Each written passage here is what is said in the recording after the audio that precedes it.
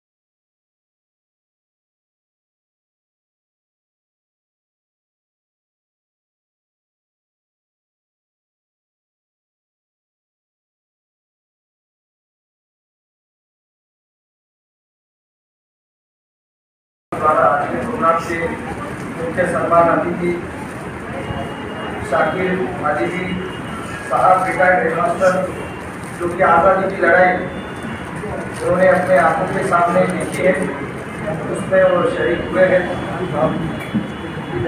दूसरे हमारे प्रोफेसर सुमित कामले सर, जो कि बहुत सालों से अमन कमेटी के सदस्य हैं और अलग अलग त्योहारों में उन्होंने शांति और अमन के लिए पूरे भिवंडी शहर के लिए बहुत अच्छा काम किया है। अयाज मोमिन साहब, इनको भी मैं इनका भी बहुत योगदान रहा है। हमारे गुप्ता फरदरी मैडम जो DPI करके बहुत अच्छा काम कर रहे हैं शांति नगर में, और जो आज के अध्यक्ष है हमारे सलाउद्दीन चाचा शमाउद्दीन से, जो हमेशा अलग अलग त्योहारों में जो है बहुत अमन और शांति का पैगाम भिवंडी शहर के लिए आप जनता के लिए देते हैं। और कार्यक्रम के आयोजक शेख जब्बार फारूक चौधरी साहब, शेख सैयद अयूब खान रहीम शेख, और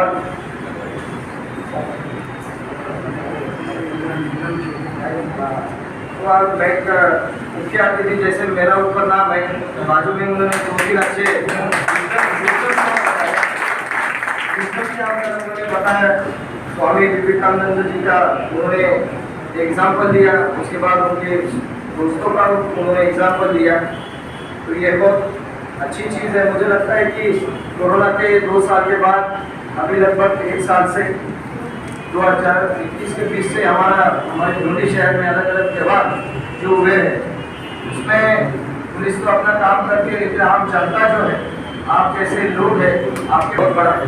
सब लोग चाहते हैं कि हमारे भिवंडी में, हालांकि पूरे देश में ऐसा कोई मसला ना हो जिसकी वजह से पूरे देश का माहौल खराब हो। आपने देखा होगा कि अपना भिवंडी शहर का ज्योग्राफी, टोपोग्राफिक एरिया, हमारा कल्चर, हमारी यहाँ की सोसाइटी, आबादी, उसके बाद हमारा ट्रेडिशंस एंड कस्टम्स जिसे हम रूढ़ी और परंपरा कहते हैं, वो बहुत नए तरीके से बहुत सालों से यहाँ पे लोग जुड़े हुए अलग अलग कारोबारों में। टेक्सटाइल इंडस्ट्री बुनकरों का शहर माना जाता है।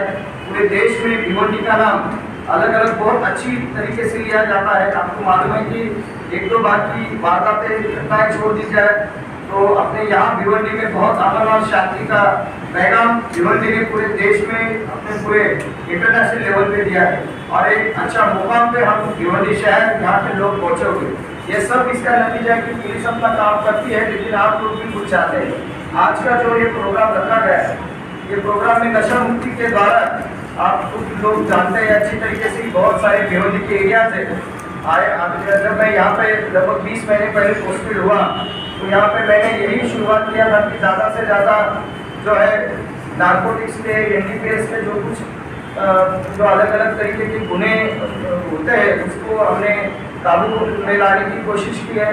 मतलब कि जो नशा करने वाले लोग हैं, कोई बटन का नशा करता है, कोई गांजे का नशा करता है, कोई अफूम का नशा करता है, कोई कोरेक्स लेता है, कोई अलग अलग तरीके से जो जिसे कोई वाइटनर भी यूज़ करता है। अगर कुछ ना मिले तो अलग तरीके से, जैसे पॉलिश की डिब्बी रहती उसमें भी एक नशे का ये रहता है।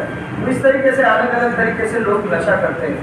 यहाँ पे जिनकी उम्र अभी 40 के ऊपर है, 50 के ऊपर है, 60 के ऊपर है, उन सभी को लोगों को मालूम है कि उनके रिश्तेदारों में से कुछ लोग जो है, किसी के बच्चे हैं, किसी के रिश्तेदार हैं, किसी के भाई हैं, ज़्यादातर क्योंकि ऐसा मैंने देखा है कि मुस्लिम समाज में एक तो जो लिकर वगैरह जो हम कहते हैं, ड्रिंक्स वगैरह, उसका नशा होता नहीं है। बहुत -% में कुछ लोग करते होंगे।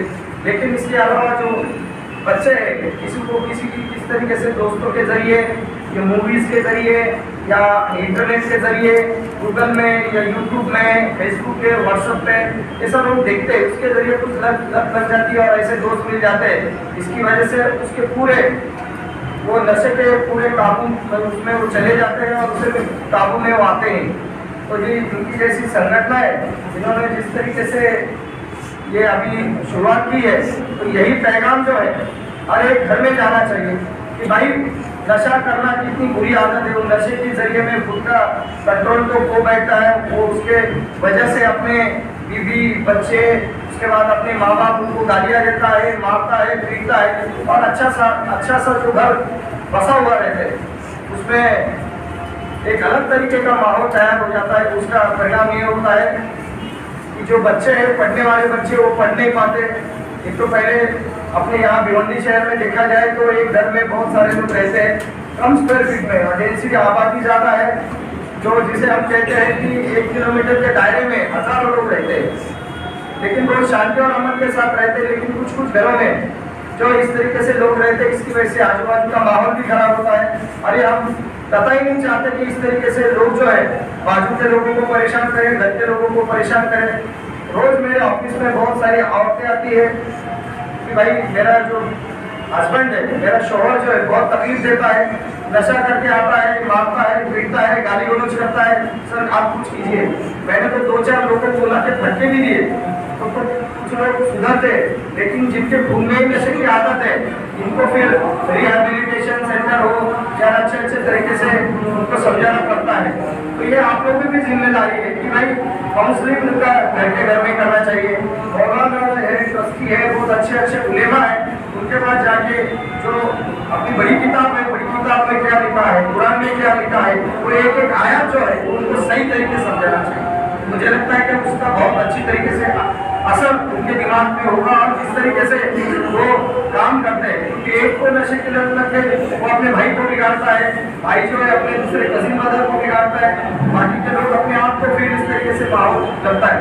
जैसे कि आपने देखा होगा कि अलग अलग प्रोग्राम हम इसके लिए अवेयरनेस के लिए पूरे भिवंडी शहर में करते हैं। हमारे पुलिस स्टेशन के सभी लोग आप आते जाते देखते होंगे कि नशा मुक्ति के लिए जो है अलग अलग इलाकों में अपने पोस्टर्स लगाए, बैनर्स लगाए। उसके बाद जैसे मैराथन अभी आयोजित किया गया था, उसमें भी हजारों बच्चों ने या यहाँ के पूरे पब्लिक ने भी साथ दिया। तो इसके मतलब इस तरीके से प्रोग्राम के जरिए मेरी कोशिश रहती है कि अपने यहाँ का माहौल अच्छा हो। लॉ एंड ऑर्डर जो है उसकी जिम्मेदारी पुलिस की है, लेकिन यहाँ पे मौजूद अमन कमेटी के बहुत सारे लोग हैं, वो हमेशा हमें जो है बहुत अच्छी तरीके से उनका योगदान रहता है, मदद मिलती है।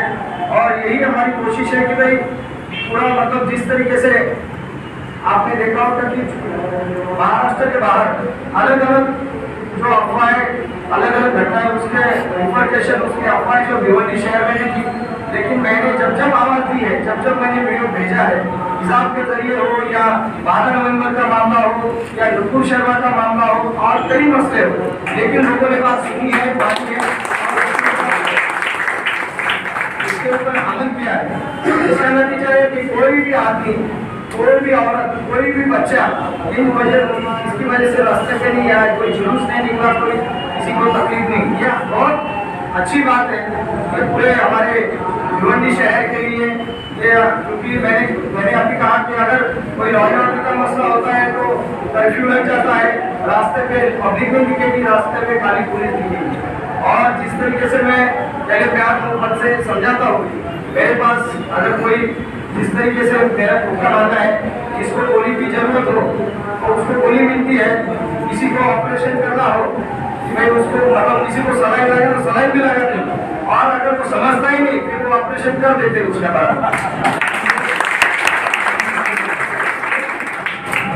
हमारे पास सब आदमी सुधारने के 101 नुस्खे बहुत है।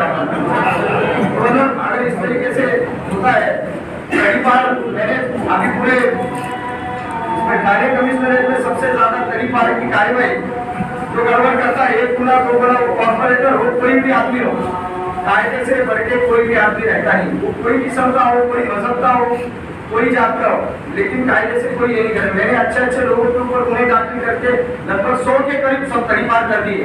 उनके एक बार उनको मौका दो, चांस दो, ऐसा।